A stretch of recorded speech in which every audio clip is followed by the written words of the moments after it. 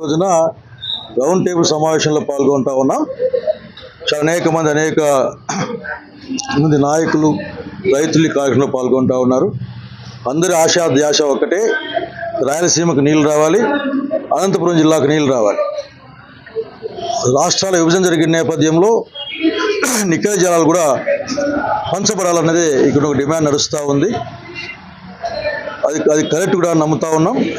అనంతపురం జిల్లాకి 100 టీఎంసీలకు తక్కువ కాకుండా రావాల్సిన అవసరం ఉంది. కానీ రాయలసీమకే 140 ఇస్తూ ఉన్నారు. ఇది అన్యాయం. ఇది కాబట్టి జలాల పునఃపంపిణీ జరగాలన్న ఆలోచన కూడా అందరూ చేయాల్సిన అవసరం ఉంది. దాంట్లో భాగంగా చంద్రబాబు నాయుడు గారి యొక్క బిహేవియర్ని నీళ్ల పట్ల ఈ సమావేశంలో అందరూ కూడా తప్పుపడతా ఉన్నారు. కారణం ఏంటంటే ఈ రాయలసీమ ప్రాంతానికి జీవంగా ఉండబోయే రాయలసీమ ఎత్తిపోతల పథకాన్ని రేవంత్ రెడ్డి గారు చెప్తే ఆపేశారు. రేవంత్ రెడ్డి గారు చెప్తే తెలంగాణ ప్రాజెక్టులకు అడ్డం చెప్పడు అనే తెలంగాణ ముఖ్యమంత్రి గారి యొక్క స్టేట్మెంట్ ఇంతవరకు చంద్రబాబు నాయుడు ఖండించకపోగా అదొక వేస్ట్ ప్రాజెక్టు, డబ్బులు వేస్ట్ చేసినారు. అట్లాగే 20 టీఎంసీలు ఏం టీఎంసీలు నీళ్ళవి ఆయనకి ఏం తెలుసు?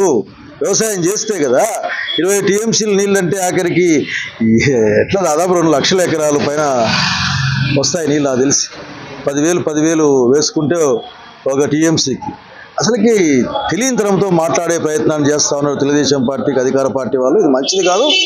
రాయలసీమ ఎత్తిపోతల పథకాన్ని తక్షణం పూర్తి చేయమని రాయలసీమ జనసంఘంగా డిమాండ్ చేస్తూ ఉన్నాం. అట్ ద సేమ్ టైం ప్రజలందరూ ఆలోచించాలా, రాయలసీమకు అన్యాయం జరిగిపోతా ఉంది. ఈ రోజున మన దగ్గర ఉన్న ఆల్ ఇండియా మెడికల్ ఇన్స్టిట్యూట్ని ఎత్తుకుపోయారు. లేదు, అందరూ కలిసి ఉండాలా, నీళ్లు సాధించుకోవాలని డిమాండ్ చేస్తున్నాం. ఇక్కడ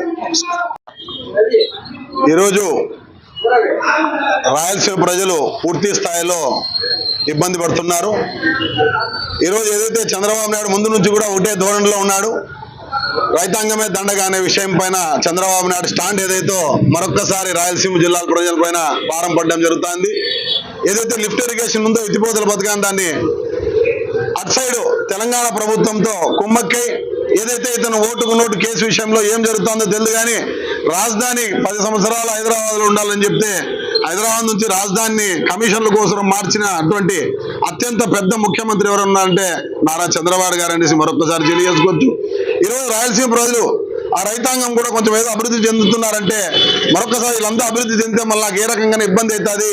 చంద్రబాబు నాయుడు దృష్టిలో ఒకటే, ఎక్కడ అభివృద్ధి జరిగితే అక్కడ నాకు ఓట్లు పడవు, అభివృద్ధి లేకపోతే నాకు ఓట్లు పడుతుంది అనుకుని ఈరోజు ఏదైతే జిల్లా వాసులు మొత్తం ఈరోజు ఉండే ఎమ్మెల్యేలందరూ కూడా అటు తెలుగుదేశంలోనే ఉన్నారు. కాబట్టి అదే విధంగానే చంద్రబాబు